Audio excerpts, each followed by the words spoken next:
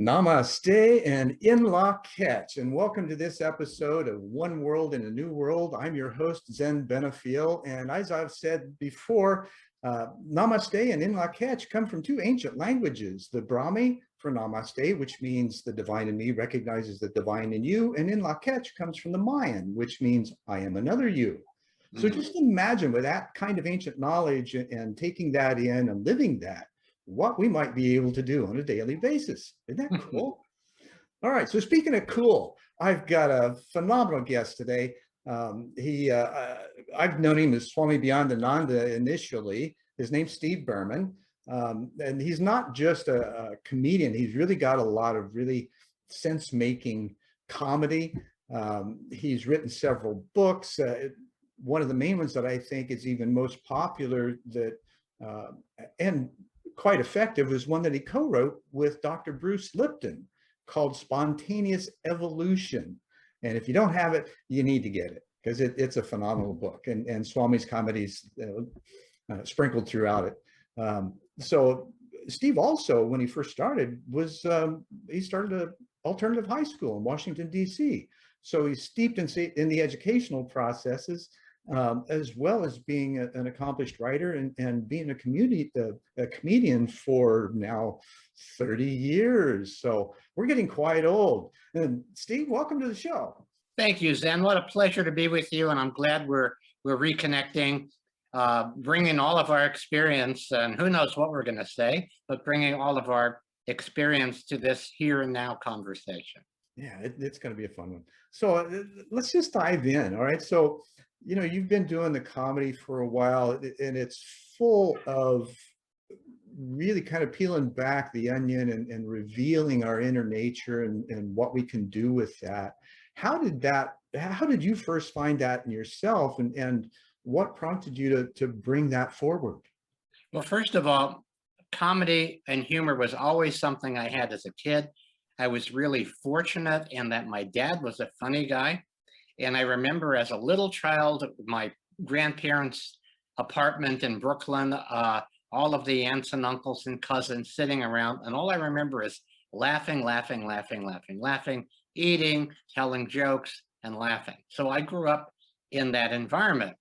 And as a child, I was that disruptive kid. And the way that you know that by the way, there's a difference between class clown, which I wasn't, and class comedian, which I was. Okay. The class clown gets up and does really silly things, go, aren't I ridiculous? Whereas the class comedian points at somebody else or something else and goes, isn't that ridiculous?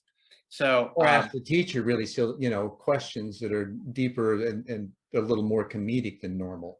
Yeah, and if there's nothing wrong with making people laugh for no reason, but as the comedian archetype is much more shamanic in terms of changing how people see. So as a kid, sure. The way that you know that this is your gift and you're chosen by God, first time you're in the lunchroom and you make another kid laugh so hard that milk comes out of their nose. And that is the universal sign from God. However, of course, I'm growing up in a housing project in a really bad neighborhood. Comedy was my savior because the older kids would ask me for money. And I would look at them and I'd say, hey, look, I live here. If I had money, would I be living here?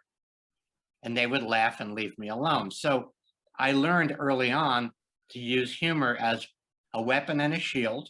Right. And however, when I got older, got to college, I realized I was told to get serious. And I really did. I really tried to narrow my. What does that mean? It means stop fooling around and stop making these silly jokes. Yeah. And so I was really giving it a try. And I'm in a sociology lecture hall with 250 very bored people. And I'm somewhere in the class, somewhere between sleep and deep sleep. And out of the corner of my ear, I hear the professor, and she's talking about social mores. And she says, and who can define for us social mores? And without thinking, I stand up, and in a comedic Tourette's, what comes out is, when the moon hits your eye like a big pizza pie, it's amore. And everybody laughed except the professor. Oh, no doubt. Yeah. Who gave me a D. in the class. So I earned These that. were determined. D for disruptive.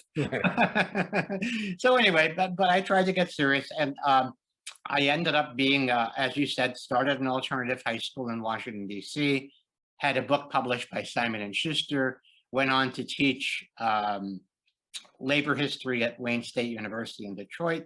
And then a funny thing happened. And, as I've been teaching comedy and cosmic comic consciousness for all of these years, Mm-hmm. the whole idea of a funny thing happens, that is the universe's sense of humor. And Absolutely. sometimes it's not funny. The funny thing that happened was I got laid off from my job. And the only job I could get was working for the city of Ann Arbor, Michigan, doing tree work, taking down trees to detect Dutch elm disease. And at that job, which I considered kind of a step down, I've had, college professor, book published by Simon and Schuster, and here I am chipping brush every day. Yeah. While I was at this job, a fellow worker, Larry Kelsaw, brilliant psychologist disguised as a truck driver, said to me, "Hey, you're a writer, let's start a newspaper." We started an underground humorist newspaper for the guys at the shop, and we totally disrupted the workplace in a positive way. We created novelty, we disrupted patterns, we were able to tell the truth through humor. And through that experience, more than 40 years ago now, I learned, first of all, that humor has the power to transform. And then two, I learned that I was good at it. And so a couple of years later, when we started a publication, a holistic publication for the city of Ann Arbor called Pathways, my partner in that venture and I realized that people took their spirituality very seriously. We needed humor, and Swami Beyondananda became the character, the vehicle for us expressing humor and gently poking fun at spirituality, holistic health, personal growth, and so on. And then a couple of years later, I began performing as a Swami, and it's been 35 years. And Trudy and I have traveled around the country with the traveling Swami and Trudy comedy act.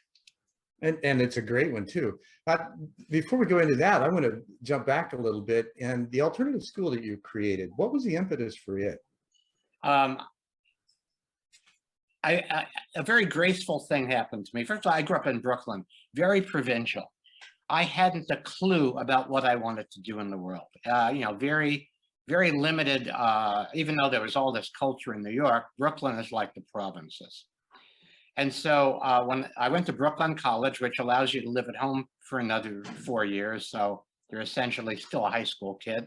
Right. When I graduated from there, I applied to and got into Antioch Putney Graduate School of Education.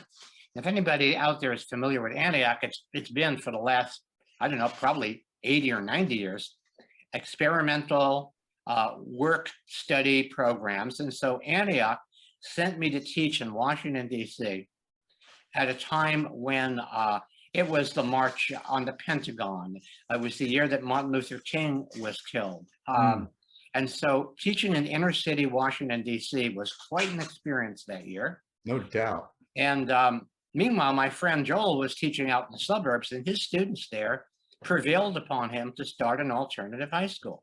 Now, when I heard about this, I was so eager to leave public school because, after all, I didn't like it when they did it to me. Why would I do it to them? Right.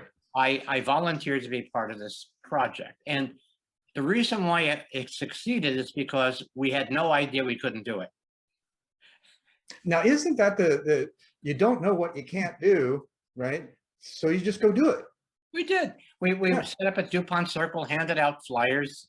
And one of the kids that picked up a flyer was Lori Udall, whose father, Stuart Udall, was Secretary of Interior under LBJ. And they were very enlightened people, the Udalls. We loved them very much. And they fell in love with the school, and they supported her daughter in going to the school, even when LBJ would call him on the White House hotline and say, "Take your girl out of that goddamn school." But he wouldn't do it. So in addition, we were being watched by the FBI. We had a big article about us in the Washington Star. And we had several community people who volunteered to be teachers at the school, including Sheldon Kopp, the psychologist who wrote the book, when you see the Buddha on the road, kill him. Hmm. We also had an architect, famous architect, Roy Mason. We had Carl Hess, who had been a speechwriter for Barry Goldwater, who was libertarian, who had a metal shop, and he taught metal shop at our school. So we used the entire city as the curriculum. Most of our students during this 2-year period were kids who had outgrown the normal public school. And so we were a unique project at a unique time. So were they kind of like you? Were they disruptive by nature because they were bored and looking for more challenge? Yes, and what was funny is that they used far more drugs before they got to our school than when they got to our school. Because at that point, first of all, we were being watched by the FBI, so there were nobody could have any kind of stash of anything. Right. So they hid it in Rock Creek Park. That was okay. But also, they were being engaged by things that were their natural interests, right? So how kids did at that school, or what they did, was really based on, it was really primarily learning about who they were and who they wanted to be in the world. And after that first year in particular, in fact, the second year too, all the kids that applied to college got into the schools they applied to. I'm still friends with a number of the kids who were, I just talked with one a couple of weeks ago. I'm still friends with them, and I'm thrilled that they were able to make their way. Now, of course, the school, we were hippies, so there wasn't very much structure. I certainly, I wasn't very, very mature. In fact, when a year and a half ago, when I still haven't grown up, and I know you haven't. Yeah, I got in touch with this woman who, when we were younger, she was somewhat younger than me, and I wanted to go out with her, and she said, my dad was very opposed to us going out because she felt you were too old for me. And I said, oh, you should have told him, don't worry, Dad, he's very immature for his age. So I was part of that movement. Then I worked at a school in rural Pennsylvania, again for disaffected suburban kids, working with the rhythms of farming and so on. And that really helped unhook them.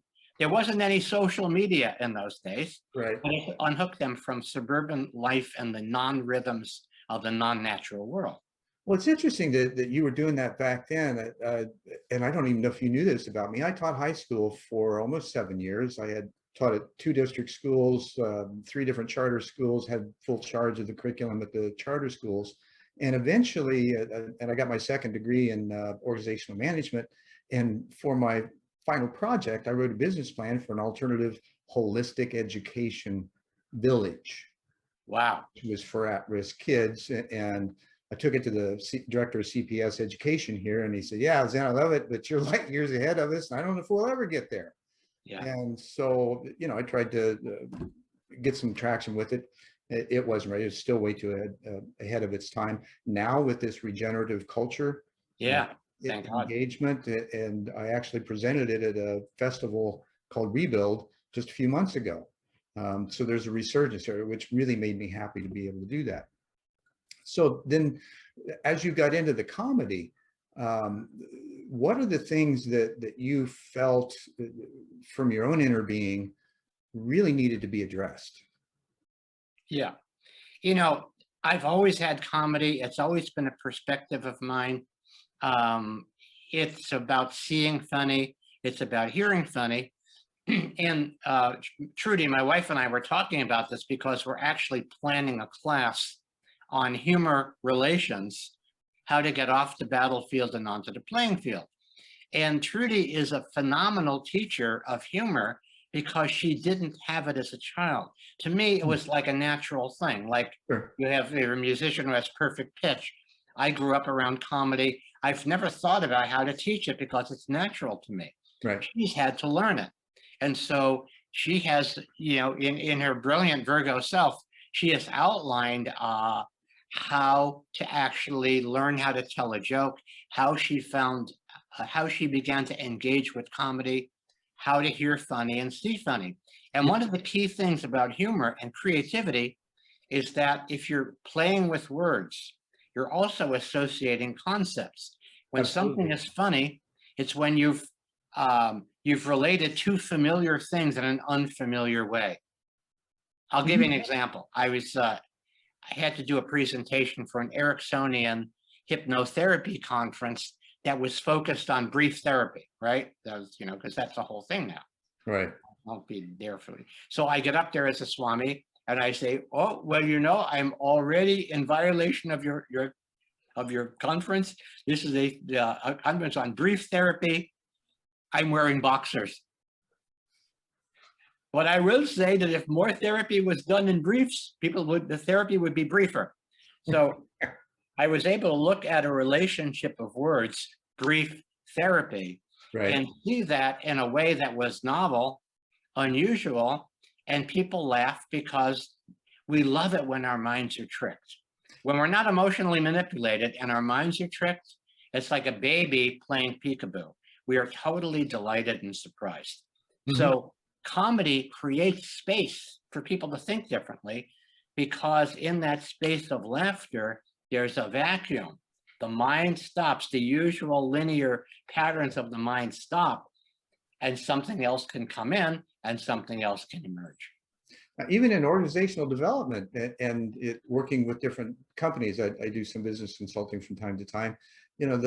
What I realized years ago was happy people get more done with less supervision and will exceed your expectations if you just turn them loose and make it fun, right? And there is some humor in that, of course, because life is humorous.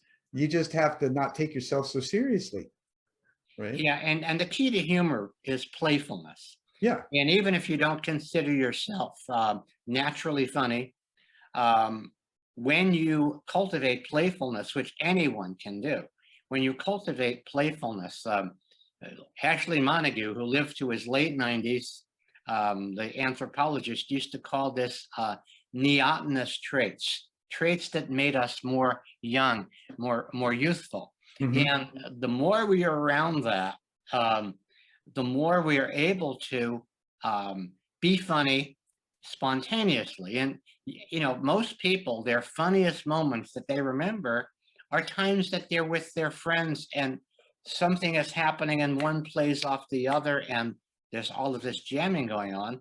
And then when somebody says, okay, be funny, the self-consciousness sets in and you're shut down. Right. Yeah, because it's not authentic. When you're authentic and real and raw and in the moment, this is what Augmandino called it, the precious present. Yeah, right? exactly. And it has so many gifts.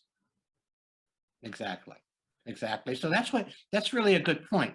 Humor puts us in the present moment. I'll give you an example. I read a book years ago by Dr. Stephen Molinsky, who is a hypnotherapist, called Trans as People Live. And he's describing what a trance state is. A trance state is narrowed focus of attention, voluntary suspension of disbelief, meaning that in a trance, you can begin to believe that you're a chicken. Right. And do that and all that. Okay. Well, I'm going, my God, that's exactly like listening to a joke. Because let's imagine you're on a crowded bus or subway or something, and you're thinking about something, maybe what happened during the day, you're hungry, you got a pain, there's an upsetting relationship, whatever is playing in your head. And then you hear somebody right over here is starting to tell a joke, and all of a sudden, whoosh, narrowed focus of attention. You want to hear that joke because you imagine the reward at the end, punchline, you're going to get the laugh. So he's telling a joke. A representative from Purdue Chicken, one of the biggest chicken companies in the world, has an audience with the Pope and makes a proposition. He says, that prayer, give us this day your daily bread. Well, if you change that prayer to give us this day our daily chicken, we are prepared to donate $1 million to the church. Okay, so I'll stop. Now we have voluntary suspension of disbelief. In a joke, something like that can happen, okay? Now, we all know that jokes happen in threes. So finally, he gives us, the Pope, of course, says, absolutely not, it's the word of God, blah, blah, blah. But that jokes come in threes. So the second one is, he makes a second offer, Pope says no. Finally, the Purdue guy says, look, My final offer, $3 million. And you're waiting to get off the bus. Your stop is coming up, but you have to hear the end of the show. So the next day, the Pope is addressing the College of Cardinals, and he says, I have good news and bad news. Good news is we just got a $3 million donation. Bad news is we lost a Wonder Bread account.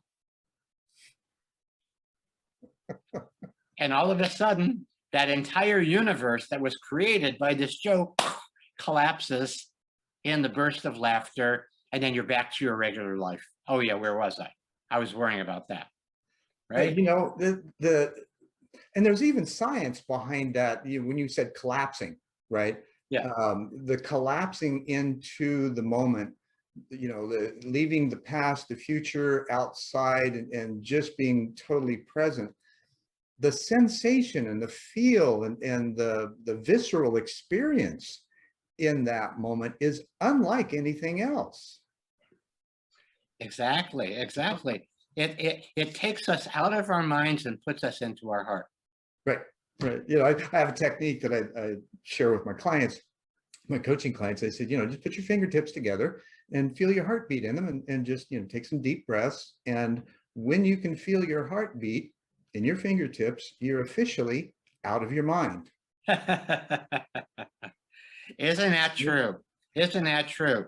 And we can't think our way through a system built on vibration. We have to sense our way through it. And this is one of the things that, you know, comedy, such as yours especially, tends to get us to shift our perspective and look at things a little differently. You know, you brought up a really important point, and that is that, and this has to do with my work with Bruce Lipton and writing Spontaneous Evolution. One of the things I learned from working with Bruce is, because we really talk about the history of science and the history of how one paradigm serves the scene and then falls away because it no longer serves the scene. Give me a quick second. Yes. Bruce Lipton, for those of you who don't, Dr. Bruce Lipton is a world-renowned microbiologist, right? Cellular biologist. Yes. Cellular biologist. Okay. And an expert on evolution. And so what happened during the Age of Enlightenment is that science and religion got a divorce. And the spiritual domain was left to religion, and the physical domain was left to science. And so what we have, what's been cultivating for the last few hundred years, is based on this very, very mechanical view of the universe, this Newtonian Descartes view. Descartes believed that the universe was a machine and that everything was a machine, so that when you slaughtered a pig and the pig was squealing, he likened that to a squeaky wheel on a cart. That it wasn't a living, it didn't matter that that thing was living, but basically it was just a machine and was making noise. And so human essentially, needs. Science has had the soul cut out of it, which is not to say that there are not many scientists who have a spiritual life and so on. But well, you know what? Just recently, we were talking about my wife, Luba, and being from St. Petersburg, she watches all the Russian videos. And there was a Russian academician, which the academician is their highest honor. Yeah. And her name's Mironova. And she gave a dissertation on the recent scientific discoveries that prove what the spiritual masters have been teaching for millennia. So here we've got some scientific proof now, and I'll have that link also in the description along with your other stuff. Fabulous, related. fabulous. And you see, that's there's a breach there. And what we've seen in this COVID lockdown over the last year and a half is that because of the programming of fear, a lot of my colleagues and associates on the progressive side have fallen into this very rigid notion of what the science is, without recognizing that they're being piped only certain science. Not doing their own research. What? They're not doing their own research, because the research is out there. I know, because I found it.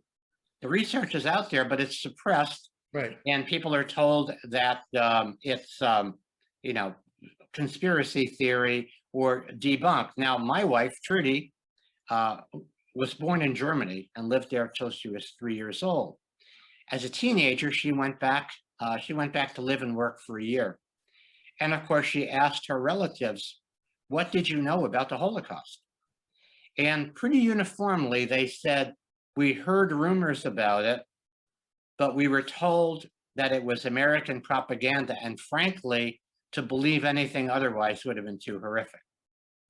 So one of the reasons why we believe what we're taught to believe is because of the responsibility that comes from lifting the veils and seeing what's really going on.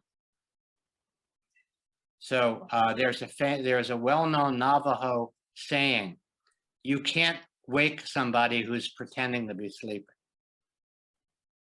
Yeah. No matter what you present, if they're in a state of denial or even a reticence to look, then there's really no way to approach them until something in their own life gives them the opportunity to open their eyes. And, we can't change, we can't convince.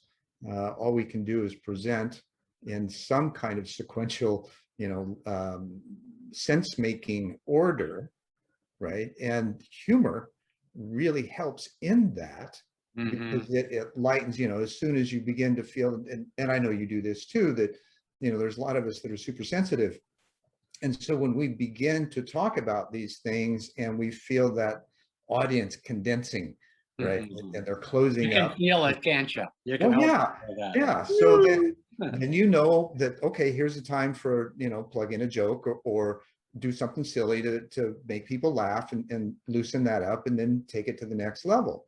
So, those kinds of things I think are critical, like arts and culture, right? That they're critical for advancing civilizations. And these are the things that are being deplatformed in schools. They were deplatformed by those who say we need to focus on science.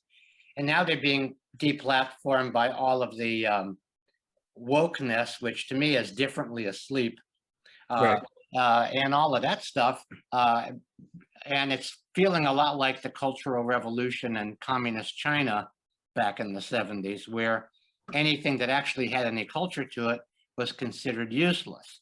So I think that we're at that point right now where usually it's a significant emotional event Right. that Now, makes part of that significant emotional event, it's interior, it's individual, right? And at the beginning of this fallacious event, I turned to Luba and I said, I really hope that this obsession on self-hygiene and sequestration will get people, the behavior mod program, right, ultimately turns inward. And hopefully they'll start looking at who they are, what they believe in, how they feel about things, what they're willing to do about that, and to reestablish that care and concern and compassion for their families and others. And, and then it just ripples, right? But that's going to take some time. Well, I think, first of all, it's very important to recognize that the major institutions of society and those who are in charge of who's in charge do not want that to happen. They want us to stay divided and conquered. They want us to stay fearful and manageable. And they want to be able to continue to sell what they're selling rather than allow people to cultivate their own resources to become truly independent. Now, which is what's happening now. There's, like I mentioned before, this regenerative culture building movement that's taking place that's global.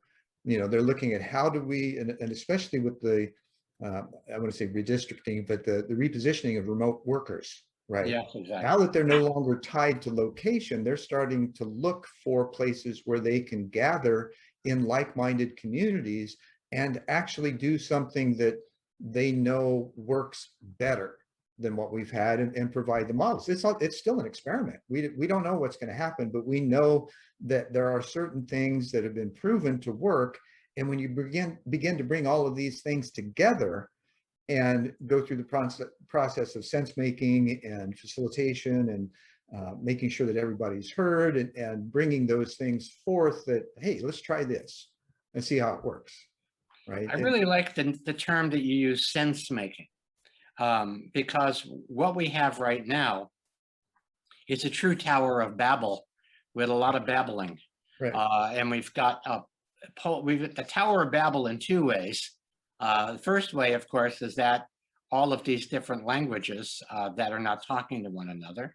And we have the progressive and conservative tribes that are more polarized than ever. Well, paradoxically, 70% of the people in America would prefer to work together to solve problems. But because of the nature of the social media and who owns them, basically wanted to create fear, because you can sell people into a field of fear. You can sell them on medicine. You can sell them on, here's what you need to be popular with whatever and successful. You need to buy this, buy this, buy this. Right. So The advertising moguls that have kind of become twisted over the time. We're up against that. Yeah. And however, I think that there is an awakening. And once people do awaken, it's really hard to go back to sleep. Well, you use the term, the upwising of America and Yeah. the rebooting of the heart drive. Yeah. Those things are extremely important. And even, going back, I mentioned a couple of ancient languages earlier, and there's an indigenous philosophy that's called the three brain system, right? Mm-hmm. It starts with the first brain in the gut, Mm-hmm. your intuition, Mm-hmm. gut feeling, then you process in the heart, and then you make choices in your head, right? And even back to science again, right? We know now that the gut is full of neurosensors, and that's where we connect to vibration, which now we know from quantum physics, everything's a vibration. It's not physical whatsoever. So when we begin to process things in that order, from the first to the third, instead of the, living above the shoulders, which is where, what we've been talking about most people. Well, I think I'm going into my head like that. Right. So being able to sense that, and you begin to notice synchronicity, your life literally lightens, Mm-hmm. right? Because you're having more of these experiences of recognizing just how interconnected everything is. Exactly. So and living of quantum entanglement. Yes. And what's happened is that when people begin to acknowledge synchronicity, acknowledge that synchronicity and grace can be called forth Mm-hmm. through our intention, through gratitude, through moving forward in a purposeful way, then they can actually begin to recognize that, my God, those are entanglements that I'm helping to create and weave. And again, part of you mentioned the Great Upwising. There's 4 steps, which is guaranteed to work 3 times faster than 12-step. Wake up, wise up, grow up, and show up. Wake up to the illusion of separation. We've been divided and conquered by a bunch of we've been hoodwinked by a bunch of winking hoods. Mm-hmm. Wise up to the power of love. Wise up to that coherence that's in our heart, that every one of us have and can tap into. And from that coherent space, that has been the missing sacred center in our so-called civilization. Then we grow up from children of God to adults of good, to begin to be responsible rather than reactive, and to recognize that each of us is totally unique, just like everybody else. And simultaneously, we have to cultivate whatever our unique, one-of-a-kind work of heart, purpose, gift is, in the context of being part of a community of other healthy cells and individuals. And finally, show up on a new playing field where we decide that we are here to thrive together rather than fight one another in futility. And so part of that has to do with, every one of those things has to do with expanding awareness. When you expand your awareness, you go, wow, Einstein created his theory of relativity roughly 116 years ago. And just as Galileo was in jail 100 years after Copernicus discovered that the Earth revolves around the sun, we are still living in this Newtonian force versus force world. When as you said earlier, there's the field. There's the field of energy. There's the field of that all of this chemistry occurs in. And because we have drug companies that can't sell meditation. They can't sell, the placebo effect works 33% of the time. Why don't we all learn how to practice the placebo effect? Right. No, that makes too much sense. Mind is so much more powerful than we have even got a clue of just yet. There are some who recognize it, who've worked on it, who've remained outliers, right? Yeah. And they're not outright liars. They're not outright. That's right. We had an outright liar for president for a while. Right. So, but as we begin to recognize these things and we begin to seek, you know, there's this inner disturbance, right? There's a disturbance in the farce. And so as we recognize that, you know, something just doesn't feel right.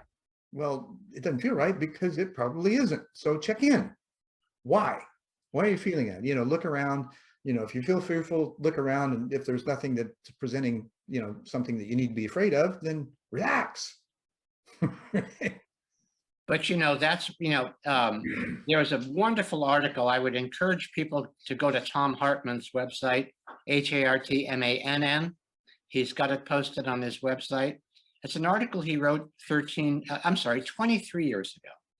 And he's an American progressive talk show host and author, written many, many books. And he was addressing a group of Native Americans. It was at some kind of a festival or conference. And the people he has been asked to address are Native Americans. And the article, which is a long, very powerful article, he talks about the indigenous people of Europe.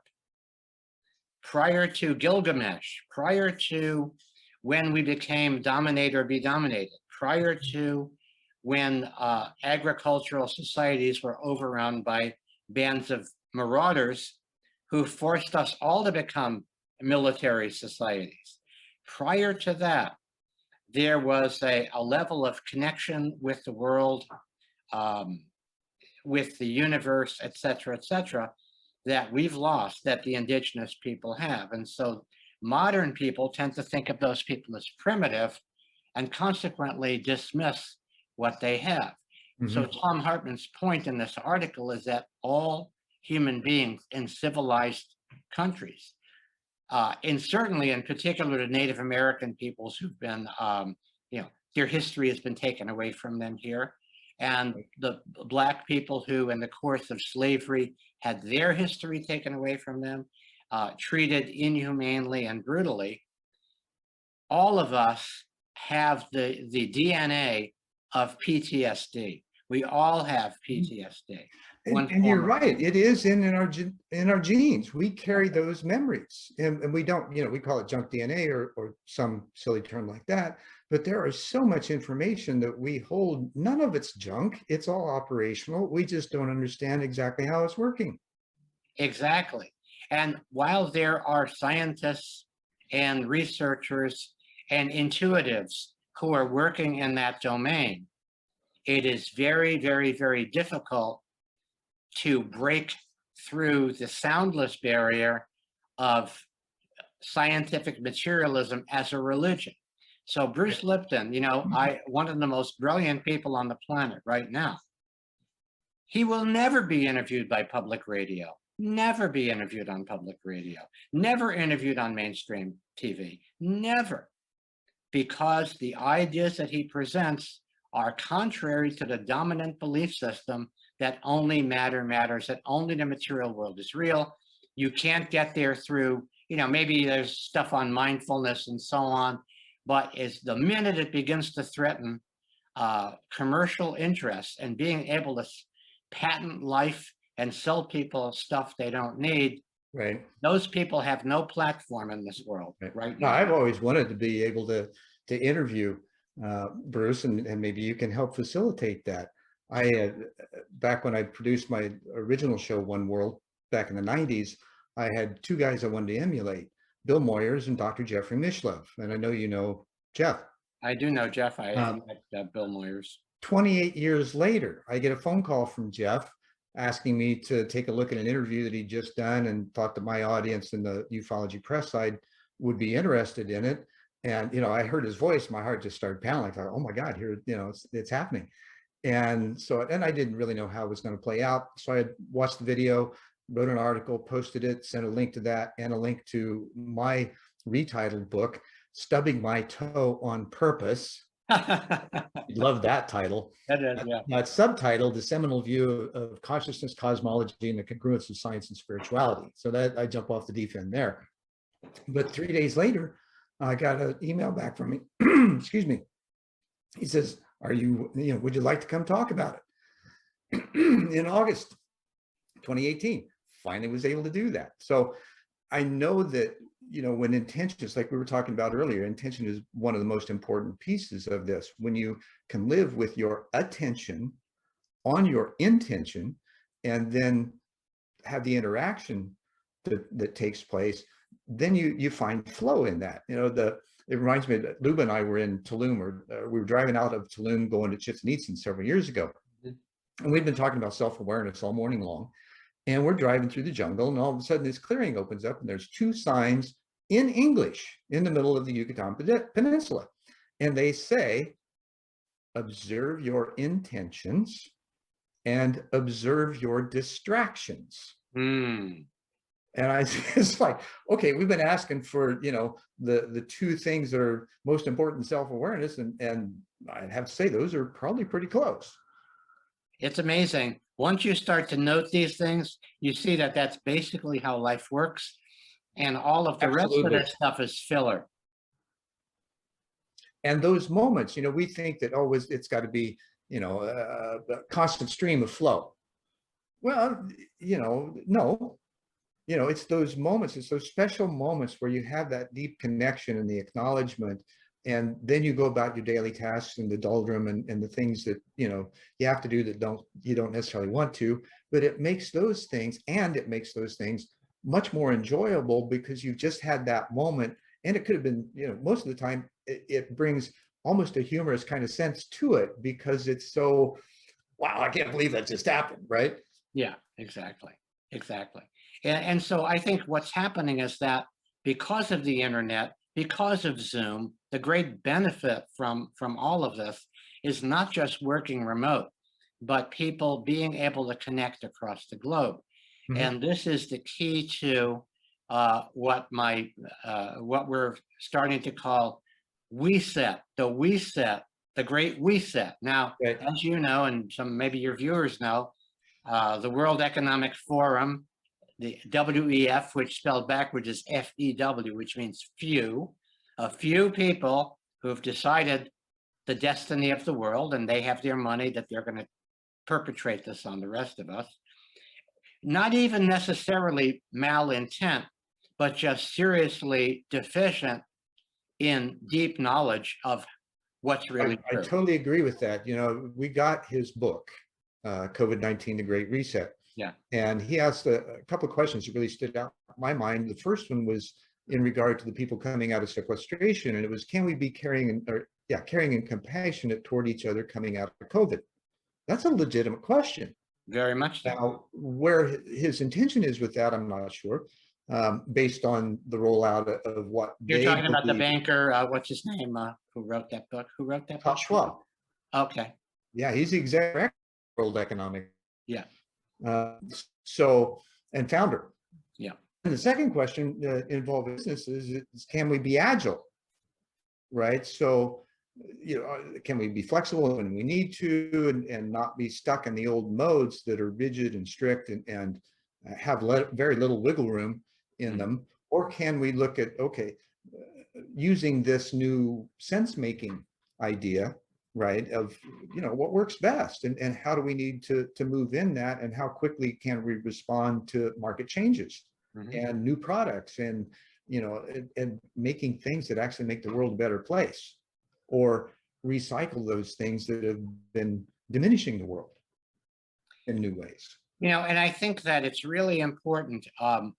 Again, we've learned over the past several years that social media operates intentionally to feed people what they already believe, Mhm. and then continue to sell them stuff through fear. You cultivate fear of the other.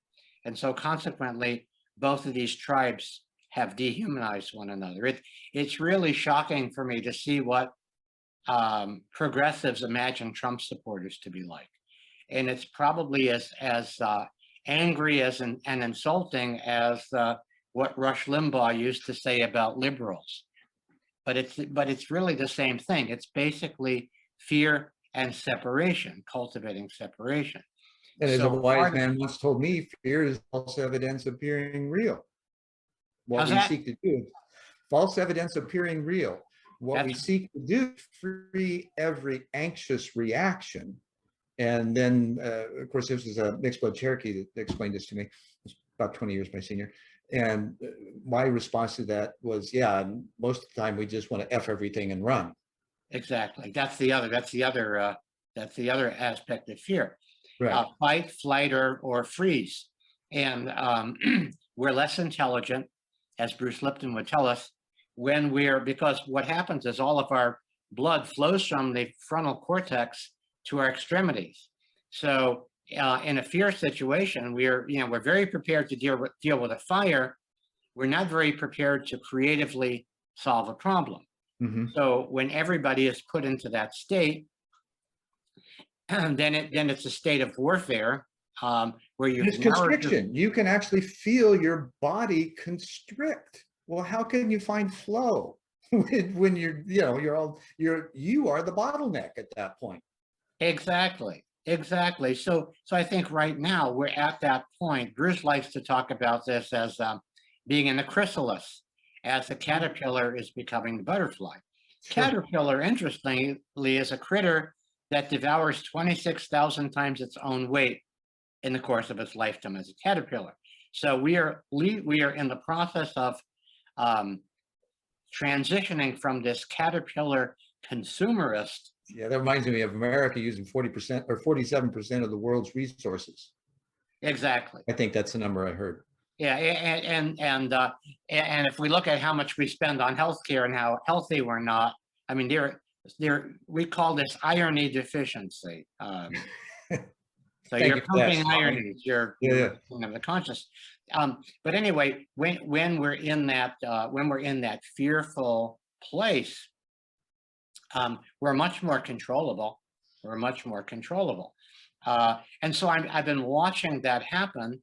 And at the same time, through all of these new systems, I'm watching communities emerge for a great reset, because the reset is something where these people who think they know better than we do, who are experts and scientists and so on, they've already decided what's good for us, and they're going to impose it if they can. Mm-hmm.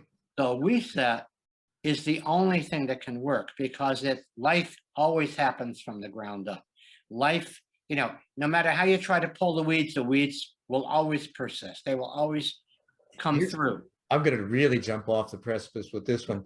Yeah. So I was introduced to a book called The New Science. It's actually memoirs of a guy named Wilbert Smith, who ran Canada's UFO investigation program in the 1950s. And a well-respected scientist that was funded by the Department of Transportation of Canada, so legitimate program. So he eventually had some conversations with what he called people from elsewhere. And one of the things that they had said to him is, when you have truly deep questions, ask Mother Earth. Now that's a profound shift in recognizing that, yeah, not only did we have the Gaia principle years ago, it's actually true. She is conscious and there's information available that we just need to ask for. Yes, exactly. And even if people who don't believe in God, they still can believe in good. They can recognize that there is a source of love and good, whatever you call it. And if you want to access, it's a sense, actually. What? It's a sense. You feel it. It resonates, and it's undeniable. Well, it's deniable. We see it being it is way deniable. But the point is that it's undeniable when you allow it, when you allow yourself, as you said earlier, to observe it and look at it, and have it come out and recognize those three brains that we have, Right. and honor that primitive brain in the gut, and stop deifying the brain in the head, which only has part of the information. Right. Yeah, there's much more to this holistic system we call our body. It's an instrument. We don't know how to tune it, let alone use it appropriately. But it's got everything. It's got the chakras, the dhatuns. There was another one, yet another system within the energetic systems of the body. I can't recall it right now, but it's in a book I wrote called 0 to 1, Making Our Way Towards a Conscious Civilization.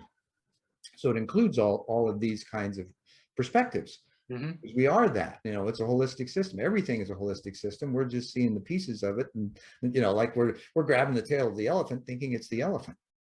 And we're also kind of in the last throes of the as a holistic system that's been keeping us from all of this stuff. And in the chrysalis, there's chaos. The caterpillar cells are falling apart, and we can see caterpillar debris all around us.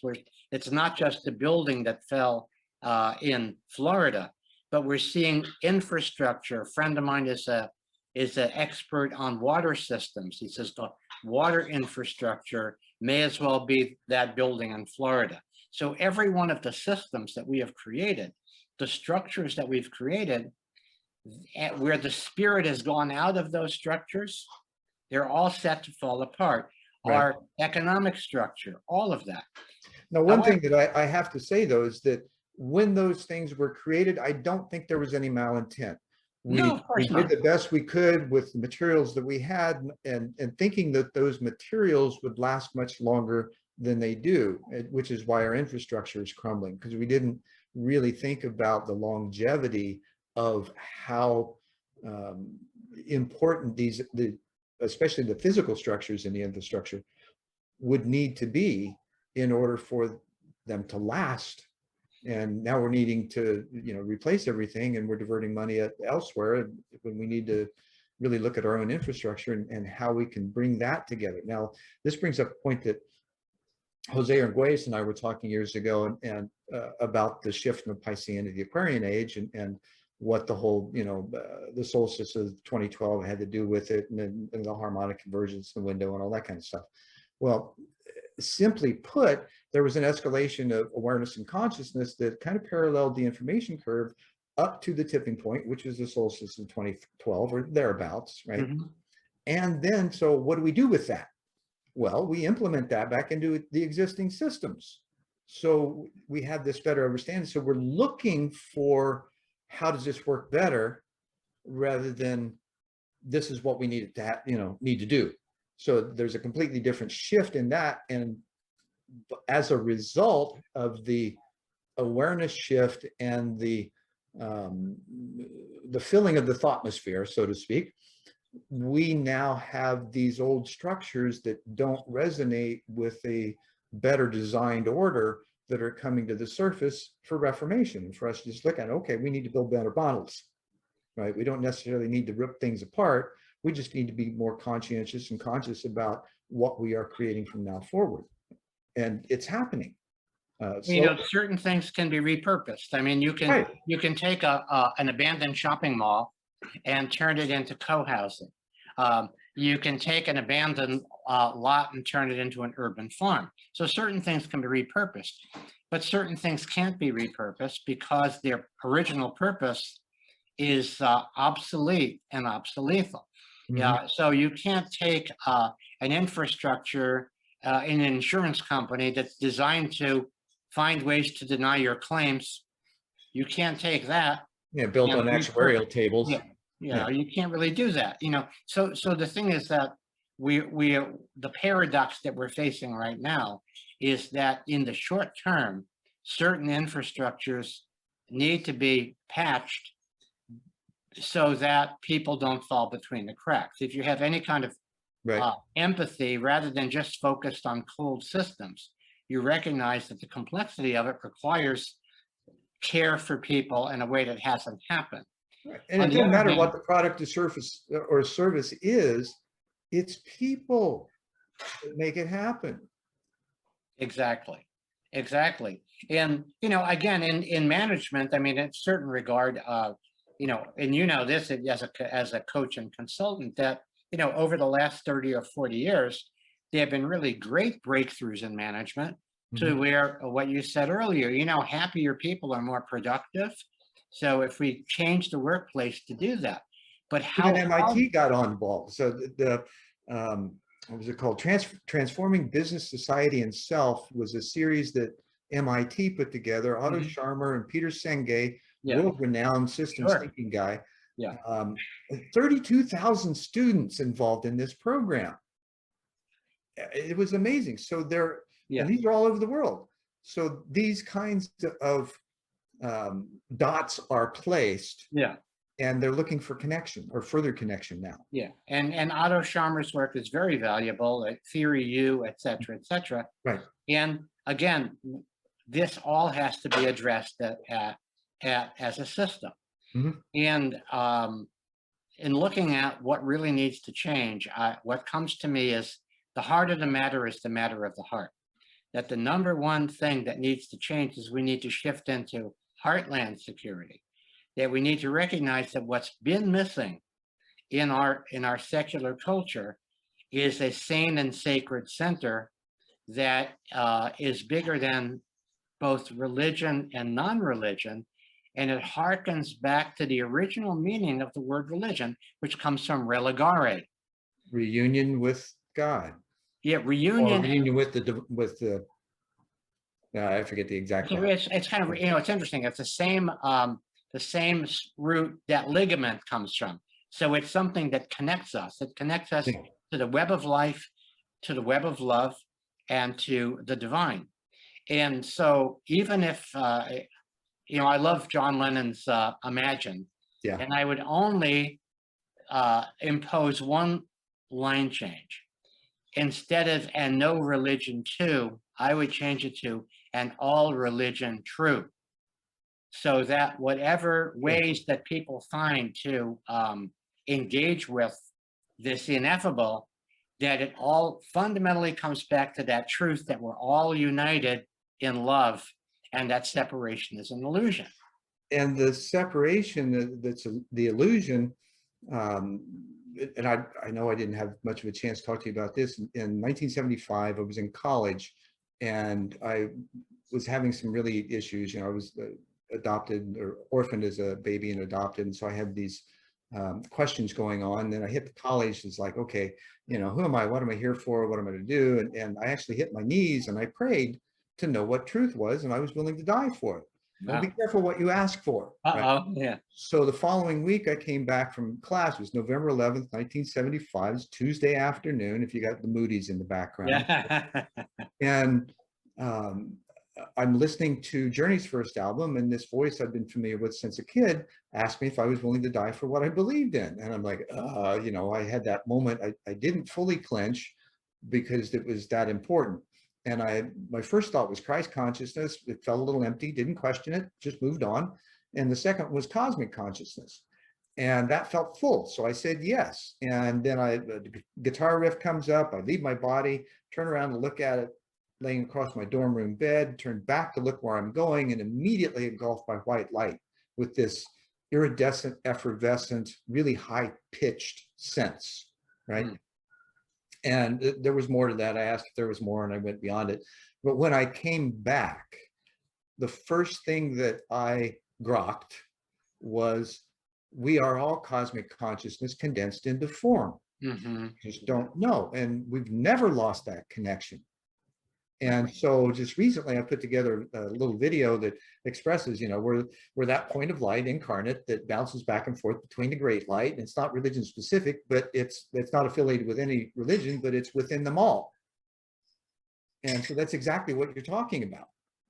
And interestingly enough, very recently I got an email from a longtime acquaintance from many years ago, Bruce Grayson, who is familiar with Bruce. Yeah. Bruce? Okay, so his for your viewers, I first met him when he was the emergency room psychiatrist at the University of Michigan Hospital. I was teaching a writing class at University of Michigan at the time, and he was in my class. It was for adults who wanted to be writers. He was writing a metaphysical novel, and he sends me an installment, and the envelope says University of Virginia, Department of Parapsychology. I say, Bruce, what's this? And he looked around to make sure there were no officials from University of Michigan watching. He said that he did his residency in psychiatry with Ian Stevenson, who studied children who remembered past lives. And that was one of the things that he did, was take children to where they remembered they used to live. And and he told me of one case where a kid was absolutely right. He remembered all the people. They all remembered the character who he was supposed to be. Bruce has become an expert on near-death experiences. I think I might have his book here, but it's called After, and it's about these near-death experiences. Now, he's a scientist, and so he goes through great rigor to try to find the physical reasons why these things are happening. And there's some cases where you can't. I mean, when you're when you have no brain waves and your heart stops and you're having thoughts, where is your brain, your mind and your brain? Where are your thoughts? Yeah. Where are they? He had this other instance, a couple of them, where a person goes into a coma, they have a near-death experience, and in the process of the near-death experience, they encounter somebody on the other side who's still alive. And when they come back, they find out, oh, that person died while you were in your coma. So when people, according to Bruce, when people return from these near-death experiences, not only are they not afraid of death, but they're not afraid of life. Yeah, absolutely. That was the thing that occurred to me first, because when I was in the light, of course, I'd just been asked if I was willing to die for what I believed in, right? So then as I went into the light, I realized that I could think, because I was aware that I was thinking. And then I realized, okay, so I'm thinking, I'm aware that I'm thinking, so I'm not dead. Wow. Yeah. And so death, that idea just vanished. Yeah. You just don't have a body right now. Yeah. Now that's hard for, and many of these types of things on the esoteric side, even the synchronistic side, if you have no direct experience of it and all of a sudden you're around people talking about it or even get introduced to it, you have no reference for it, right? So it's easily deniable because there's no direct experience of it that your mental framework or your historical references, right, can relate to. What's really heartening about that, well, really good news, from Bruce Grayson's new book, is that when people are around people who've had these near-death experiences, when they're family members and so on, their lives get impacted, and they begin to have to encompass those systems. Reading about or seeing movies about people who've had near-death experiences changes your perspective. So the fact that these things are happening, when was it, in 10 years ago or somewhere around there, Eben Alexander, a scientist, wrote a book about his near-death experiences and how it changed his life. And at that time, I was visiting a friend of mine who's very, non-metaphysical, very science-oriented. And he said, wow, I've been having conversations with my little girl about this. Something about reading about the scientist who had this experience, even though he didn't have the direct experience that you had, and nonetheless, it was enough for him to recognize, wow, that's a domain that exists, even if I haven't experienced it yet. And a lot of that has to do in the way that it's articulated, right? Using terms that are easily understandable or metaphors or things like that. So storytelling, right? That's the big thing today. It's like, we have all this wisdom to share, and, the storytelling thing, and even advertising, marketing, gurus have picked up on this storytelling idea. But we need a new myth. We need a new story. Yours is one that you've been constantly, refining and crafting this comedic story that encompasses all of this. in your 35 years now of doing the comedy, and it's progressed, and I've watched it, I've read it, you know, and early on, gosh, it was what, 15 years or so that I'd been reading your work, had a couple of your books, and then we met in Sedona in 2008, I think it was. Yeah. So it was, you know, it meant a lot for me to have time with you, just to sit in that bubble at Ron James' house. And, you know, Yeah, we were I do surrounded remember by that. 30, 40 people, and there was nobody that even, you know, tried to interfere with us. Yeah, well, again, that was a really significant conversation. And I think what happens when we meet and connect with kindred spirits, it's an affirmation of what we know that is not being affirmed by the mainstream culture, that is being actively denied and thwarted.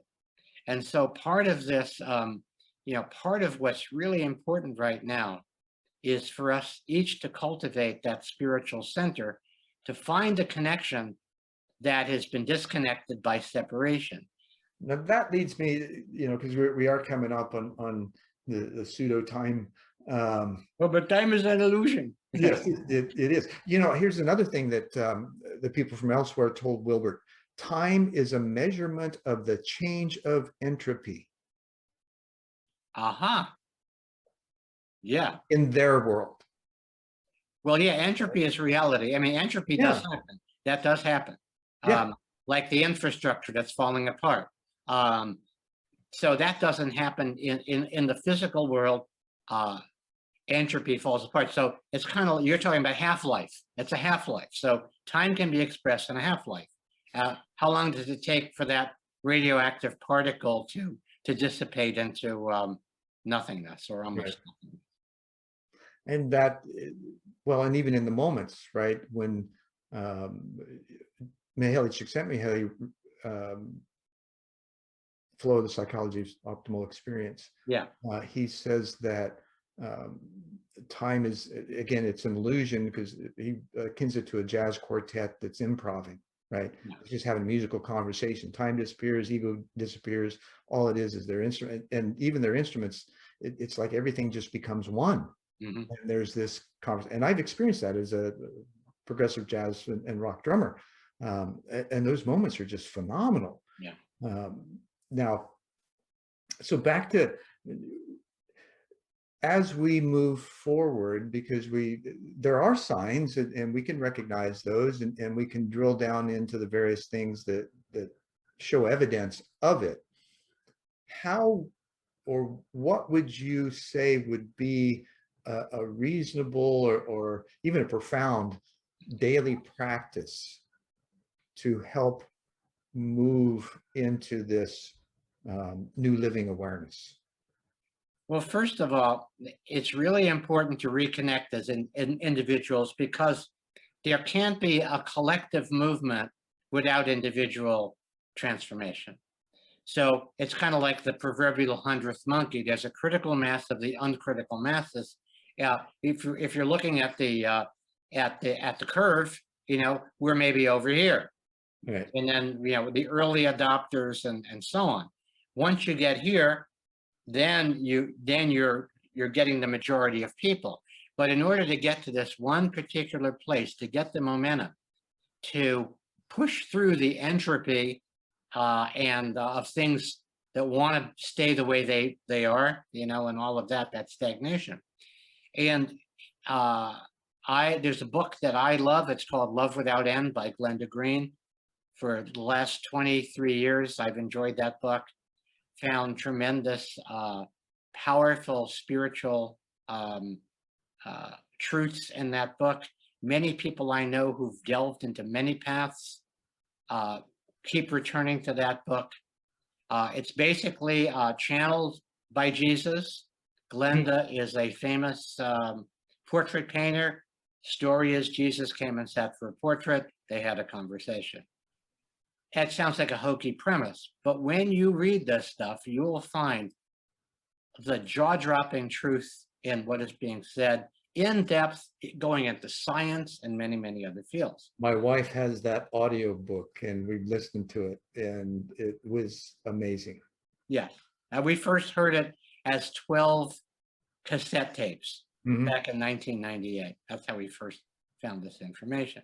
So whatever it is for you that puts you in touch with the infinite, with the divine, with the world beyond the intellect, with the indigenous, with that which we can't have words for.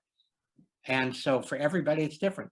And then we do Qigong. I find that having done yoga many years, and I love yoga, for me, Qigong is more accessible because it's a form of moving meditation, Mhm. and you're actually dealing with the energy field that impacts the cells. And again, Einstein said that the field is the sole governing agency over the particle. And so much of what our medicine is about is dealing with the particles, trying to move those iron filings around without the magnet. Right. We treat symptoms rather than causes. Correct. Yes, that's it. And we have an entire medical system And we based often on create the symptoms so we can treat them. create and sustain symptoms. I mean, what would, like years ago, somebody called me on the phone, from the American Heart Association, we're collecting for heart disease. I said, I'm sorry, I'm against it. Because the American Cancer Association, where would they be without cancer? If there were no cancer, they wouldn't exist. Right. So in our society, a part of the craziness and the crazy making is that all of the institutions that pretend to be fixing the problem but are perpetuating the problem. We have the research grants only go for them not finding. There's another guy, Ralph Ring, was telling me about his first job, and Ralph is one of the pilots on Otis Carr's craft. He said that he had found a way to, using sound, to cause an electron to be still. And this was one of his details or job assignments, right? And so he wrote up the paper and gave it to his boss, and his boss said, great, okay, now throw it away. And he's like, what? I just, no, you don't get it. We don't get paid to find solutions. We just get paid to research. That's right. The philanthropy industrial complex. Yeah. That pushes money around to keep things in place. It's an entire economy, and that's what our economy is based on. Now, one of the things that we've got to recognize and figure out how to move in this new living awareness and new future that's coming, the new normal, right, is how to adjust that system to make it equitable, and how we can navigate through that so that we can move into a better position. I call it moving from the profit over people and planet agenda to the people and planet over profit agenda. Doesn't do away with profit. Profit's not necessarily bad, but it just redirects it to where it needs to be instead of filling, pockets that don't need to be filled. The golden rule as opposed to the rule of gold. Yeah. Yes, absolutely. Yeah. And gosh, haven't we been told that for millennia? And now we're coming to the point where we've been warned enough where we're having to face the repercussions of not paying attention. It's a necessity. It's an evolutionary necessity. And life emerges from the ground up. So the reset is going to be successful, where the reset, if it's an imposition from the top down, will create resistance and friction. The reset is people realizing, my God, we are all connected. How can we collaborate? Exactly. And that's the process that we're in now, and that the internet and the virtual meeting space and things like that has just allowed it all to happen. I mean, it's not magical, but it's kind of like magic, right? It is. It's just science. I don't understand. Appreciate the magic that you're doing with this podcast and helping to proliferate these ideas so that these people who are either coming up with them or cultivating them come to recognize that they're not alone. And this is part of the emerging imaginal cells who become the butterfly organism. Right. And we're living in that liminal space now, or liminal space. Yeah. Liminal. Say that. Liminal. Yeah, it's easy for me to say. Well, I really appreciate your time, Steve, and man, such a great reunion. It's been too long. We'll have to do this on a more frequent basis. We should do that, and hope to see you on the outer net when we're traveling again next year. Absolutely. Thanks so much. Okay, and as for you, namaste, namasko. Namaste and in-lock catch. And thank you for tuning into this episode of One World in a New World. I'm Zen Benefiel, and I'll see you next time.